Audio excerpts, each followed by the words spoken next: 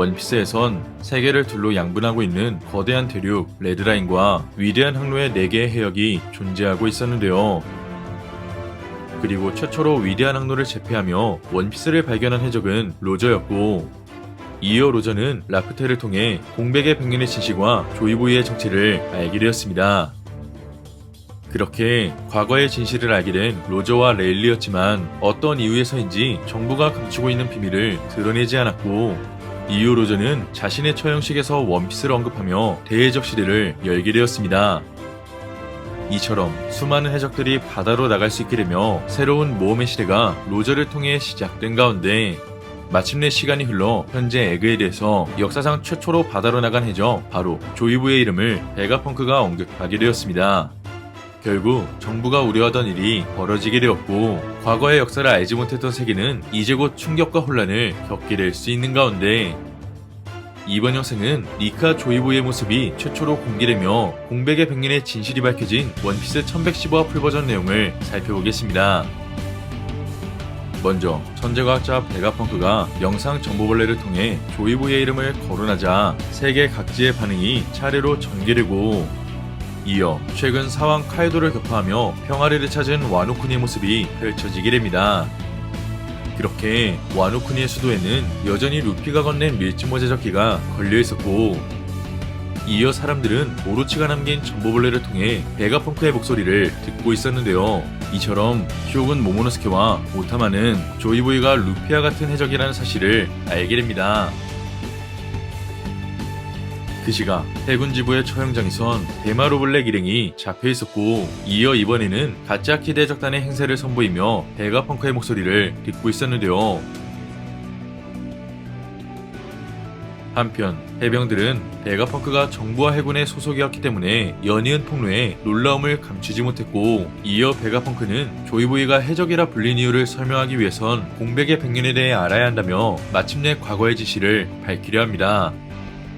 먼저 세계 각지에 퍼져있는 포네그리프는 과거 100년 동안 일어난 엄청난 규모의 전쟁을 기록한 것이라며 바로 그것이 공백의 백년이라는 사실을 언급하는데요.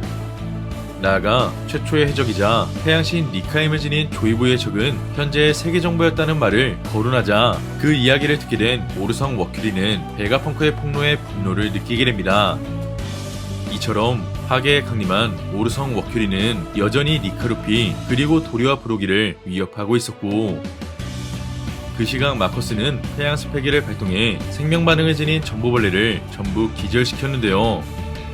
나아가 방송을 이어가던 베가펑크는 조이보의 적은 정확하게 나중에 세계정부가 되는 20개국의 동맹군이었다며 니카 루피의 모습과 유사한 조이보의 실루엣이 처음으로 공개됩니다. 그렇게 니카의 매를 각성한 조이보이는 현재의 정부가 되는 여러 동맹국들과 전쟁을 벌였다는 사실을 알 수 있었고, 이어 베가펑크는 조이보의 능력이 무척이나 강력했기 때문에 국가연합의 힘이 필요했을 거라 예측합니다. 그 시각 조우에선 과거 조이보의 동료 제니샤 또한 베가펑크의 음성을 듣고 있었고, 이어 베가펑크는 조이보이가 태어난 나라가 900년 전에 존재했다 믿기 힘들 정도로 기술이 발전한 나라였다며, 그 당시 존재한 병기들과 기술력은 지금의 나조차 재현할 수 없다는 말과 함께 과거의 기술력도 언급하게 되었는데요. 나아가 거대한 전쟁의 발단이 정확히 어떻게 촉발되었는지는 정보가 남아있지 않아 여전히 그 내막을 알 수 없지만, 어쩌면 당시에는 두 종류의 사상이 충돌했고, 이어 어느 쪽이 성과학인지는 정의할 수 없다는 내용을 전달하게 됩니다. 이처럼 오르성도 막을 수 없는 과거의 진실이 연달아 밝혀지게 되자 이내 방송을 보고 있던 폭시해적단은 부하들을 대거 잃게 되며 붕대를 감고 있는 모습을 보여주게 됩니다. 그 시각 에그에 대해 연구실 밀짚모자의 땅의 탈출을 돕기 위해 연구층 아래로 이동한 에디스는 이내 죽음을 각오한 스투시에게 연락을 취하게 되고, 이어 오르성의 진격을 단순한 보호막으로 막을 수 없을 거라며 스투시에게 탈출을 권유하게 됩니다. 더불어 밀짚모자의 땅의 탈출을 위해 도울 수 있는 부분은 최선을 다했다며 이제는 밀짚모자의 땅을 믿어야 한다 말하는데요. 그 시각 로브르츠와 결전을 마친 조르는 징비와 함께 나머지 일당이 있는 장소로 이동하고 있었고,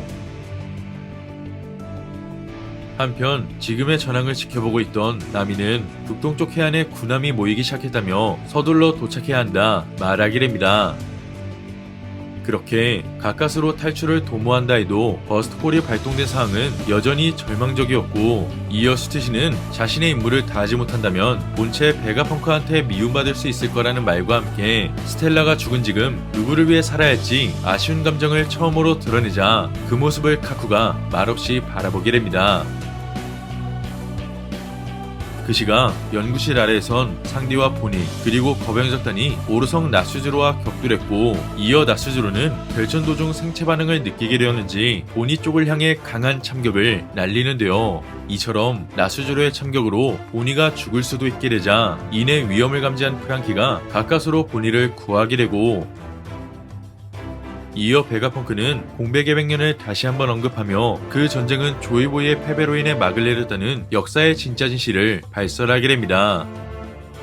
결국 나스즈로는 연이은 역사의 진실이 폭로되자 성가신 생체 반응이 느껴지는 곳을 다시 한번 바라보며 공중으로 올라가 엄청난 이격의 참격을 날리게 되고, 이어 거대한 연구층이 절단되는 역대급 강함을 선보이게 됩니다. 이처럼 일전 로우의 기술을 떠올릴 수 있는 강한 참격이 발동되자 생포된 정부 의원들과 세라핀들이 지면 아래로 떨어지는데요. 하지만 나스즈르의 공격에도 영상 전보벌레는 죽지 않았고, 이어 베가펑크는 전쟁의 종말과 피해를 차례로 언급하는데요.